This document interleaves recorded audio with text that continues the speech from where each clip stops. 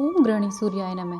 कल के अध्याय में आपने सुना था नारद जी की आज्ञा से श्री कृष्ण पुत्र साम मगो को स्वागदीप से लेकर आया है।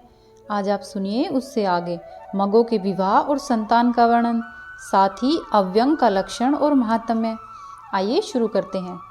साम कहते हैं कि हे वेदव्यास जी, मैंने अपने समीप बैठाकर उन भोजक कुमारों को कहा कि तुम अपना वृतांत कहो। तब उनमें से एक बुद्धिमान कुमार कहने लगा कि हे साम, ये 18 कुमार जो तुम लाए हो, इनमें 10 तो मग है, बाकी 8 मंदग अर्थात शूद्र है। यह सुनकर मैंने मगों के 10 कुमारों को तो 10 भोज कन्याएं दी और मंदगों को 8 कन्या शक्रों की ब्याही और उनको उस नगर में सुखपूर्वक बसाया। उनमें मगों के पुत्र जो भोज कन्याओं से उत्पन्न हुए वे भोजक कहलाए और ब्राह्मणों के समान हुए, और मंदगों के पुत्र जो शक्र कन्याओं से जन्मे वे मंदग ही रहे। परंतु सूर्यनारायण के परिचायक ये भी हुए। ये सब मग अव्यंग धारते हैं। इतना सब कह साम ने पूछा कि हे व्यास जी, यह अव्यंग क्या पदार्थ है, कैसे बनता है और इसके धारण करने से क्या फल है? अब आप कृपया करके मुझे यह वर्णन करें। तब सुमंतु मुनि कहते हैं कि हे राजा, यह साम का वचन सुनकर व्यास जी बोले कि हे साम, हम अव्यंग का लक्षण कहते हैं, तुम प्रेम पूर्वक सुनो। व्यास जी कहते हैं कि हे साम, देवता, ऋषि, नाग, गंधर्व, अप्सरा, यक्ष और राक्षस ऋतुक्रम से सूर्यनारायण के रथ के साथ रहते हैं। वासुकी नामक नाग से वह रथ बंधा है। एक समय वासुकी का कंचक उतर कर गिरा। उसको अरुण ने उठाकर सूर्यनारायण को निवेदन किया। सूर्यनारायण ने भी अति सुंदर वासुकी का कंचक देख स्वर्ण और रत्नों से शोभित कर अपने मध्य भाग में धारण किया और अपने भक्तों को भी धारण करने की आज्ञा दी। उस दिन से सूर्य पूजक उसका अनुसरण कर अव्यंग बनाकर धारने लगे। उसके धारण से भोजक पवित्र हो जाता है और उस पर सूर्यनारायण का अनुग्रह होता है। जो भी भोजक इसको न धारण करे वह असुचि होता है और सूर्यनारायण के पूजन का अधिकारी नहीं होता। जो अव्यंग धारे बिना सूर्यनारायण का पूजन करे वह नरक को जाता है और संतति तथा आरोग्य से भी हीन रहता है। इसीलिए अव्यंग धारे बिना कोई भी सूर्यनारायण का पूजन न करे। वह अव्यंग सर्प के निर्मोक की भांति बीच से खाली और कपास के सूत्र से बनावे। 132 अंगुल का उत्तम, 120 का मध्यम और 108 अंगुल का निकृष्ट होता है। इससे छोटा नहीं बनाना चाहिए। यज्ञोपवीत आदि अष्टम वर्ण में अव्यंग धारण होता है। भोजकों के लिए यह मुख्य संस्कार है। इसके धारण से वह सब क्रियाओं का अधिकारी हो जाता है। अव्यंग, अमाहक, पठितांग और सार ये सब नाम अव्यंग के हैं। यह अव्यंग सर्वदेवमय और सर्वलोकमय है। इसके मूल में ब्रह्मा, मध्य में विष्णु और अग्रभाग में शिव रहते हैं।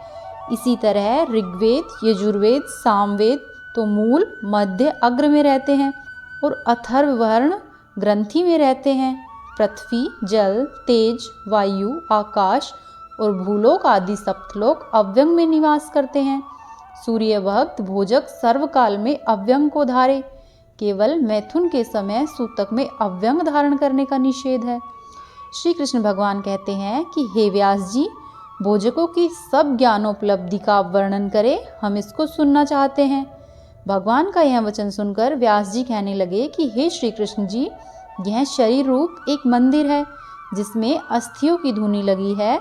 चर्म और स्नायु का यह बंधा हुआ है। रुधिर और मांस से लिपा है। मूत्र, विष्ठा आदि दुर्गंध पदार्थों से परिपूर्ण है। जरा, शोक और रोग इसमें निवास करते हैं। इस मंदिर में बुद्धिमान पुरुष कभी आसक्त नहीं होते। विरक्त पुरुषों के ये चिन्ह है कि वृक्षों के मूल में एकाकी रहना, उत्तम वस्त्र नहीं पहनना, पत्र, कपाल आदि में भोजन करना और सब जीवों को समान दृष्टि से देखना। तिलों में तेल, गायों में घी और काष्ठ में अग्नि जिस प्रकार स्थित है, इसी भांति परमेश्वर भी गुप्त रूप से सब पदार्थों में है।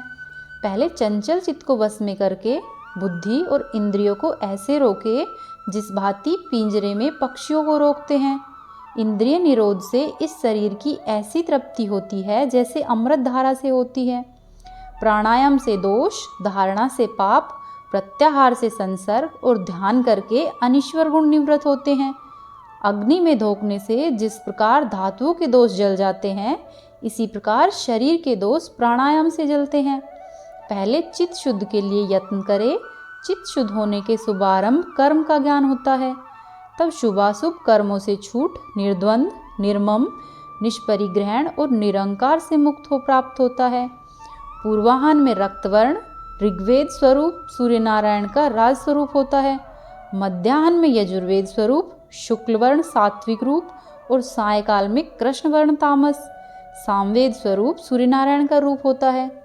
इन तीनों से भिन्न भिन्न ज्योति स्वरूप सूक्ष्म और निरंजन चौथा रूप है, जिसका वेदविता पालन करते हैं।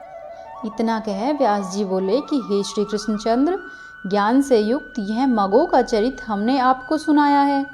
इसको जो सुनता है वह उत्तम गति पाता है। यह ज्ञान श्रद्धावान पुरुष को देना चाहिए, नास्तिक इसका अधिकारी नहीं है। सुमंतु मुनि कहते हैं कि हे राजा, श्री कृष्णचंद्र को यह भोजक ज्ञान सुनाकर वेदव्यास जी अपने आश्रम गए, जो बद्री के समीप गंगा के तट पर है और त्रिलोकियों में प्रसिद्ध है। राजा शनातिक पूछते हैं कि हे सुमंतु मुनि, प्रकट होते हुए सूर्य नारायण को कैसे उपस्थान करें, आप इसका वर्णन करें। राजा का यह प्रश्न सुनकर सुमंतु मुनि बोले कि हे राजा, इसी बात को महाभारत युद्ध के कुरुक्षेत्र के बीच में अर्जुन ने श्री कृष्ण से कहा था कि धर्म शास्त्रों का रहस्य अति गुप्त ज्ञान आपके मुख से सुनना है। अब आप सूर्य नारायण का स्तुति रूप न्यास कहे, मैं वह भक्ति से पूछता हूँ। अर्जुन का यह वचन सुनकर श्री कृष्ण भगवान बोले कि हे पार्थ, तुमने बहुत उत्तम और गुप्त बात पूछी है। यह हमने इंद्र आदि देवताओं के पूछने पर भी नहीं बताई, परंतु तुम हमारे परम भक्त हो इसलिए कहते हैं। प्रेम से सुनो। सब प्रकार के मंगल देने वाला, सब पापों का नाश करने वाला, रोग और शत्रुओं का संहार करने वाला, धन, पुत्र और विजय देने वाला आदित्य हृदय स्रोत हम कहते हैं, जिसके सुनने से सभी पाप मिट जाते हैं और आदित्य हृदय स्रोत तीनों लोकों में विख्यात है तथा भक्ति भाव से मुक्ति प्रदान करता है। प्रभात काल में उठकर सूर्य नारायण का स्मरण करें, उनको नमस्कार करें तो अनेक प्रकार के विघ्न दूर होते हैं। जो पुरुष सूर्य नारायण का आवाहन कर आदित्य हृदय का पाठ करता है, वह दरिद्र और कुष्ठ आदि महारोगों से छूट जाता है। नित्य प्रति सूर्य भगवान का पूजन एवं उनके आदित्य स्रोत का पाठ अवश्य ही करना चाहिए। बोलिए सूर्य भगवान की जय। अब आप सुनिए श्री सूर्य काष्ठम। आदिदेव नमस्तुभ्यं प्रसिद्धं मम भास्करं, दिवाकर नमस्तुभ्यं प्रभाकर नमोस्तुते। सप्ताश्वरथमारूढं प्रचण्डं कश्यपात्मजं, श्वेतपद्मधरं देवं तं सूर्यं प्रणमाम्यहम्। लोहितं रथमारूढं सर्वलोकपितामहं, महापापहरं देवं तं सूर्यं प्रणमाम्यहम्। त्रैगुण्यं च महाशूरं ब्रह्मा विष्णुमहेश्वरं, महापापहरं देवं तं सूर्यं प्रणमाम्यहम्। ब्रहितं तेजं पुञ्जं च वायुमाकाशमेव च, प्रभुं च सर्वलोकानां तं सूर्यं प्रणमाम्यहम्। बन्धुकपुष्पसङ्काशहारकुण्डलभूषितम् एकचक्रधरं देवं तं सूर्यं प्रणमाम्यहम्। तं सूर्यं जगत्कर्तारं महातेजप्रदीपनं, महापापहरं देवं तं सूर्यं प्रणमाम्यहम्। तं सूर्यं जगतां नाथं ज्ञानविज्ञानमोक्षदं, महापापहरं देवं तं सूर्यं प्रणमाम्यहम्। बोलिए सूर्य भगवान की जय। उम्मीद है आपको आज की कथा अच्छी लगी होगी। यदि कथा पसंद आई तो वीडियो को लाइक करें, चैनल को सब्सक्राइब करें और वीडियो को अवश्य ही शेयर